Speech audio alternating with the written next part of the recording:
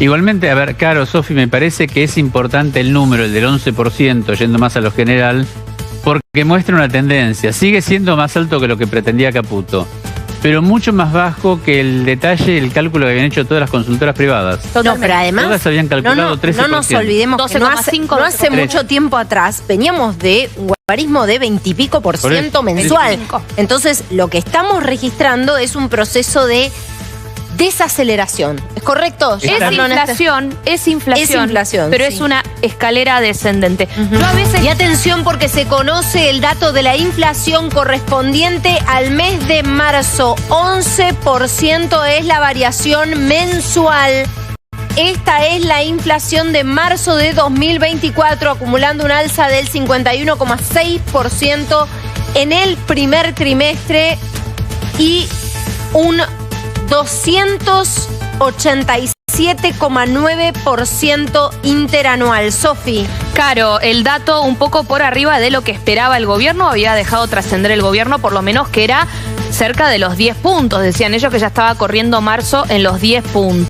Pero de todos modos, un dato un poco mejor de lo que fue la ciudad de Buenos Aires, que recuerden que fue del 13,2%, ¿no? Como veníamos de febrero aquí. Recordemos el caminito de la inflación.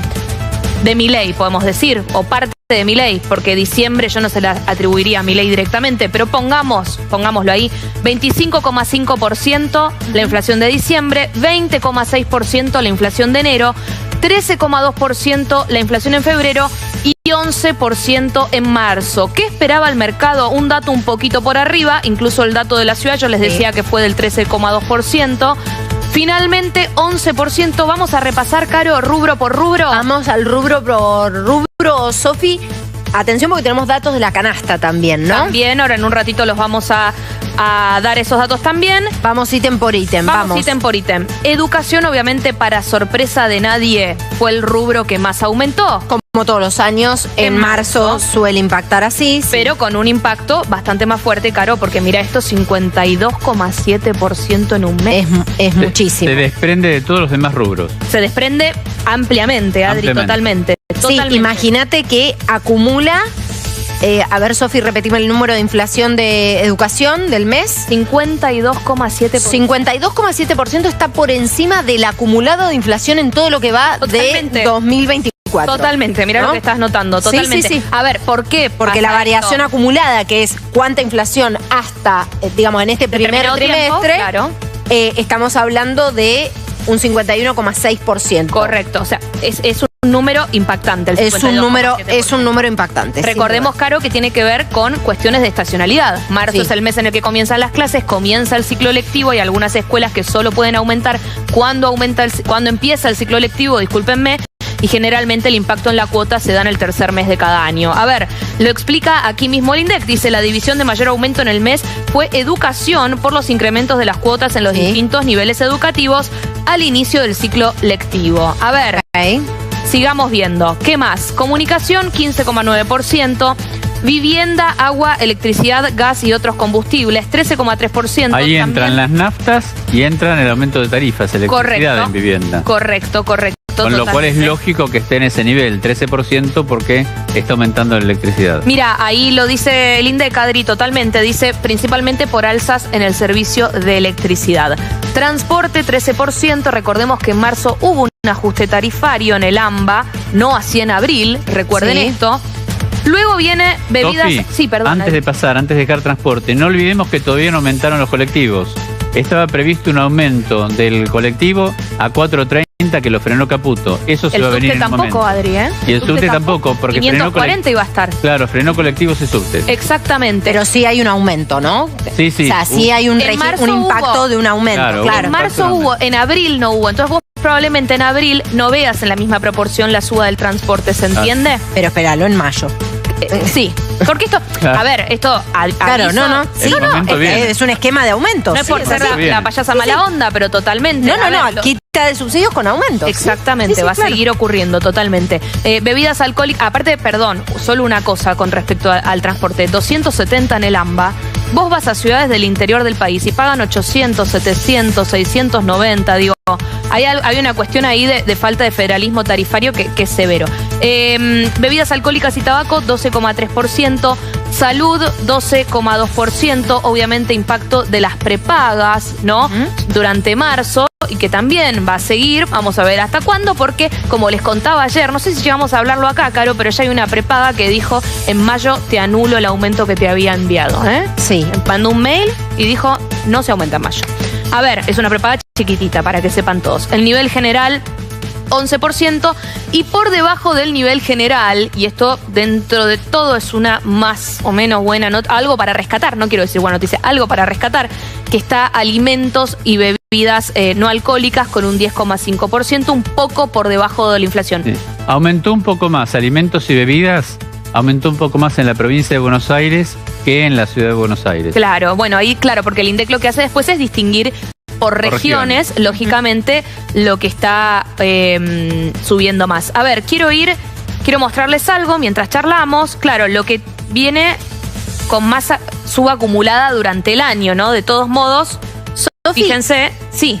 Perdón, sé que estoy pidiendo dos cosas en simultáneo. Dale, enseguida dale, quizás la producción lo puede cargar, pero hay un relevamiento también de la variación de la canasta básica alimentaria y de la canasta básica. Bueno. Me parece que es importante también para entender estos números y entender ese otro contexto, ¿no? Que es acceder a lo más básico. ¿Qué está pasando con eso? ¿Cómo se está moviendo la canasta más básica ahí lo voy a reenviar total y la canasta para básica que lo tengamos en pantalla? Yo hoy lo voy a reenviar, pero para que sepan todos, la canasta básica 10,9, ¿no? Por ciento. La canasta básica total ya está en el nivel, una familia tipo, 2 adultos y 2 chicos, 773.385. Es el dato. Repito. 773.000. 773.385 pesos para una familia tipo. La canasta básica total, que les recuerdo, no son lujos, no es algo extremo, no es caviar ni salmón. Es básicamente la subsistencia. Por debajo de eso estás en la línea de pobreza. Correcto. Arriba de 773.000 no sos clase media. Sos frágil y vulnerable. Así es. Es decir, estás en el punto de caerte en cualquier momento. Lo que Caro dice todo el tiempo a los que esto les pega en la línea de flotación, ¿no? Tal cual. Básicamente son esas personas o esas familias que están un poquito por arriba de la canasta básica total y obviamente no en una situación más acomodada. Canasta básica alimentaria, Caro, Adri, les cuento, hogar de 4 integrantes nuevamente, 358.049 pesos, con lo cual hay que gastar prácticamente 360.000 pesos solo para alimentarse y para no ser indigente en la Argentina. Tengan en cuenta esto. Esa es la línea de la indigencia. Igualmente, a ver, Caro, Sofi, me parece que es importante el número, el del 11%, yendo más a lo general, porque muestra una tendencia. Sigue siendo más alto que lo que pretendía Caputo, pero mucho más bajo que el detalle, el cálculo que habían hecho todas las consultoras privadas. No, pero además Todas habían calculado 13%. No nos olvidemos que no hace mucho tiempo atrás veníamos de un guarismo de 20 y pico por ciento mensual.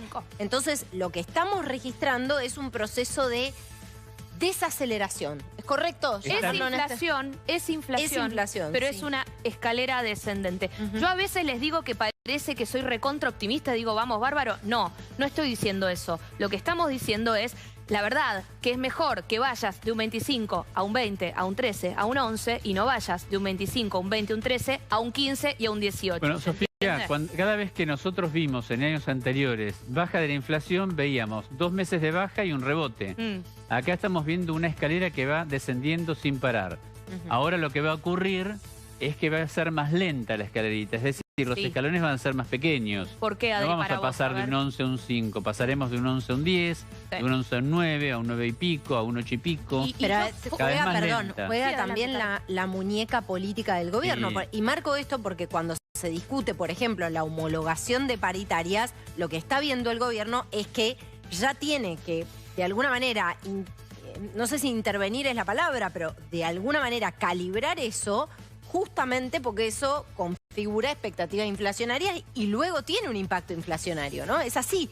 Y permíteme hacer hincapié, Sofía, en salud. Sí. Que el nivel de salud da 12,2%, encima del 11%, y evidentemente con esta suba se mantiene en 12%, Caputo sabe que una nueva suba del 20% hace rebotar el índice.